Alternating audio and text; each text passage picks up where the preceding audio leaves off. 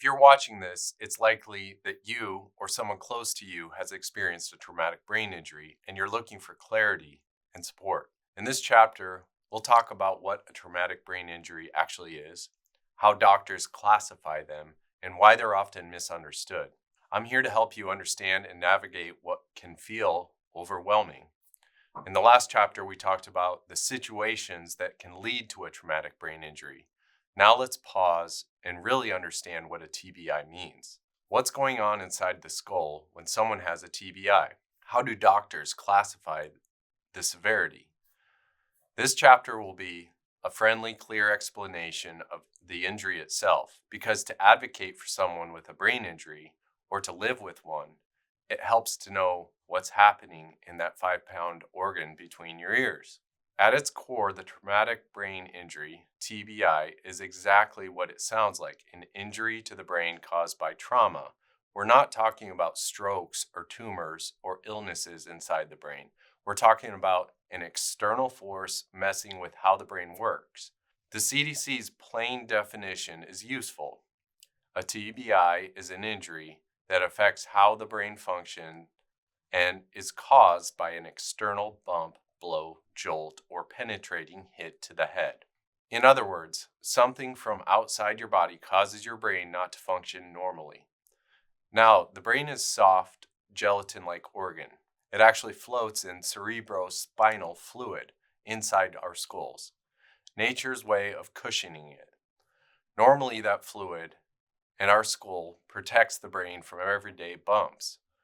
But when a force is too strong, the brain can collide with the skull's interior or even twist within it. This can cause bruising of the brain tissues, contusions, which is bleeding or tearing of the nerve fibers. For example, in a car accident, if your head snaps forward and back, and the front of your brain might slam against your skull, that's the coop, and then the back does, counter coop, causing bruisings on both sides of the brain. Or in a rotational injury, your brain might twist, stretching and tearing tiny nerve cells in a shearing injury. One common microscopic injury in TBIs is sometimes called diffuse axonal injury, or DAI. This is a fancy term, but it's worth understanding because it explains a lot of invisible brain damage. DAI happens when those long thread-like parts of the brain cells, the axons, get stretched and torn due to violent movement. Think of the axons like wires connecting different parts of the brain. A sudden shake can damage them. The result? The brain's communication pathways are disrupted.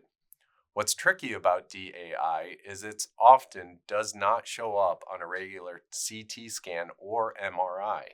The damage is on such a microscopic level, tiny shears in the neural pathways that standard imaging can miss. So a person might have serious cognitive problems from DAI, yet their brain scans look normal. This is one reason TBIs are sometimes called the silent injury. Medically, TBIs are classified by severity. You've probably heard terms like concussion or mild TBI, moderate TBI, and severe TBI. These categories are based on things like whether the person lost consciousness or for how long, their initial symptoms, and what scans show. Let's break it down. Mild TBI concussion. A mild TBI is often equated with a concussion. There may not be a loss of consciousness or just a brief a few seconds or minutes of loss of consciousness. The person could be dazed, maybe see stars, or have a headache. Importantly, mild does not mean insignificant. It only refers to the initial injury effect on the consciousness and memory. In most mild TBIs, there's no visible brain damage on scans like a CT or MRI. No bleeding, no obvious swelling. The skull is intact with no fracture. Symptoms might include things like dizziness, nausea, confusion, or slight memory loss around the event. Many athletes, for instance, get mild TBIs and appear fine shortly after, which can be misleading. The effects of the concussion can still be serious and sometimes long-lasting. We'll talk about those effects in the next chapter. It's said that mild TBIs are one of the most common and often underdiagnosed injuries because people might shrug off a concussion as just a bump on the head, when in fact it's a real brain injury. Now we'll talk about moderate TBIs. This is kind of the middle ground. A moderate TBI might involve a longer loss of consciousness, say several minutes to a few hours, or more pronounced confusion that lasts days or weeks. Brain scans might show something like small bleeding areas or bruising in the brain. Symptoms are more severe than a concussion, maybe significant memory loss around the event or other neurological issues that appear on examination. People with moderate TBI often need hospitalization and sometimes surgery if there's treatable bleeding or swelling. Finally, we'll talk about severe TBI. This is the most serious category. Severe TBIs often involve extended loss of consciousness or coma. These sometimes last days or more. On a physical level, the brain may have contusions or bruises, significant bleeding or swelling. The skull might be fractured from the trauma, especially in cases like a severe car crash or a gunshot wound. Severe TBI can be life-threatening. These injuries often show up clearly on a CT or an MRI scan. For example, bleeding in or around the brain, or a penetrating injury you can actually see on the imaging. The person might have obvious neurological defects. Maybe they can move one side of their body, or they're unresponsive. In severe TBI, we worry about things like brain swelling, which can be dangerous due to the fixed space in the skull. It's worth noting that these categories, mild, moderate, severe, describe the initial injury and level of impairment, but they don't always predict long-term outcomes perfectly. For instance, most people with mild TBIs, concussions, recover fully, but some have lingering issues for a long time. And while many severe TBI patients have permanent disabilities, some make remarkable recoveries. The human brain is complex and individual. Two people with similar injuries on paper might have very different recoveries. Let's give an example for clarity. Imagine two scenarios. In the first, a person slips in the shower, hits their head briefly, feels a bit dazed, but stays conscious. They have a headache and some confusion that resolves in a day or two. That would likely be classified as a mild TBI. In the second scenario, someone is in a high-speed car accident. They're found unconscious at the scene for 10 minutes, and the scans show a small brain bleed in the brain. They wake up, but are very confused and can't remember the last day. That likely falls into moderate TBI. If we take an even more extreme scenario, say a construction worker falls from a 2-story scaffold and lands head first.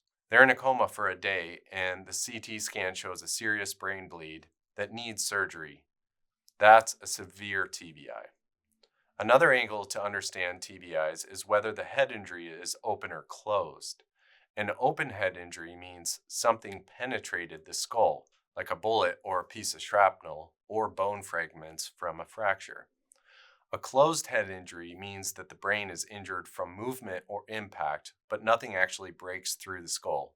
Most common personal injury TBIs, falls, car accidents, are closed head injuries. Open head injuries are often from things like gunshots and severe accidents with shrapnel or metal. Open injuries carry high risk of infection and often focal damage along the path of the object, whereas closed head injuries often involve more diffuse damage, like the brain sloshing around. Now, an important characteristic of TBIs is that you cannot always see the damage. Unlike a cut or broken bone, you might look at someone with a TBI and see no physical signs. Even imaging might appear normal if the damage is microscopic. That's why TBIs is sometimes called a silent epidemic. It's widespread but not always visible. Millions of Americans live with TBI-related disabilities, yet many people don't fully understand the injury. In fact, one survey found only 1 in 3 Americans are familiar with the term brain injury in the context of health, and many don't connect something like a concussion with a brain injury. So to recap this chapter in simple terms, a traumatic brain injury is a brain dysfunction caused by an outside force. It can range from a mild concussion, where you may just be briefly stunned, to a severe, where you could be unconscious for a long time or worse. The brain can be bruised, bleed, or have microscopic damage that's hard to detect. And crucially, a person can have a serious brain injury without obvious external signs, no skull fracture, no major bleeding on a CT scan, etc. The absence of evidence on a scan does not mean absence of injury. That concept will become very important when we talk about proving those injuries in court. Now that we have a foundational understanding of what TBIs are and how doctors think about their severity, we're ready to explore what it actually feels like or looks like when someone has a TBI. In the next chapter, we'll discuss the symptoms and their effects on traumatic brain injury. Basically, how a TBI can affect a person's day-to-day life, both in the short term and long term. We'll also confront the idea of the silent catastrophe, why TBIs can be so devastating yet remain hidden to others. This is where the human impact really comes in, and it will lead us into why these cases can be challenging legally. Let's continue.